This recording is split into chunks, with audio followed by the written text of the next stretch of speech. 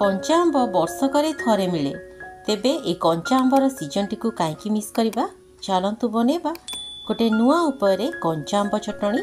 ये चटणी खावाई बहुत ही बढ़िया लगे। रेसिपी भल लगे लाइक करेंगे। नमस्कार, आपण को काकुलिस कोसिना को बहुत बहुत स्वागत।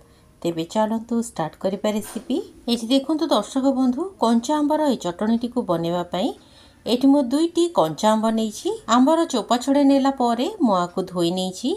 एबे आमे ए आंब को मझिरु काटिबानी एमिति साइड रु पीस करदबा।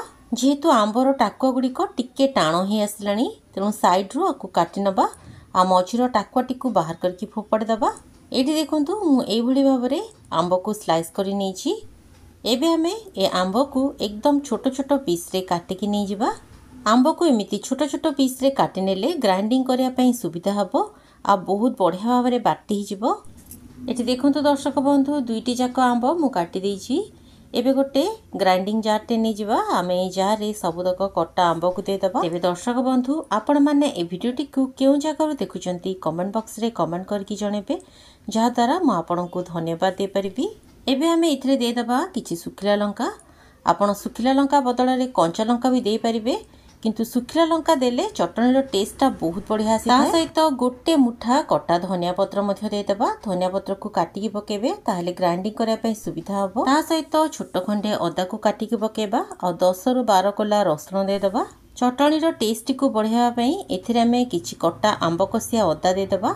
आंब कसिया अदा थरे देकी देखंतु चटणीर टेस्ट बहुत बढ़िया आसी। ता सहित स्वाद अनुसार किछि लूण आ किछि कला लूण दे दबा। कला लूण निश्चित भाबरे पकेबे, टेस्ट बहुत बढ़िया आसीबो। एबे आमे एथिरे पानी न देकी याकु दरदरा करके ग्राइंड करके नै आसीबा। तो देखंतु माकु दरदरा करके ग्राइंड करके नै आसीछि। चटणी रे बढ़िया फ्लेवर आनिया पई एथिरे आमे गोटे चम्मच भजा हेतिबा जीरा लंका गुंड पकेबा। ता सहित मीठा पई 4 रु 5 चम्मच चीनी दे दबा।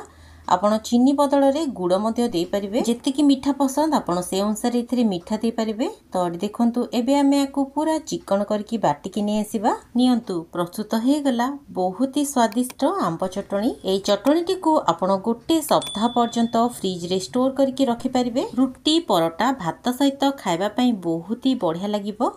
रेसिपीटी जदि आपण को भलो लागिला लाइक कमेंट और शेयर करिया पई जम्मा भूलिबेनी। रहिली, धन्यवाद।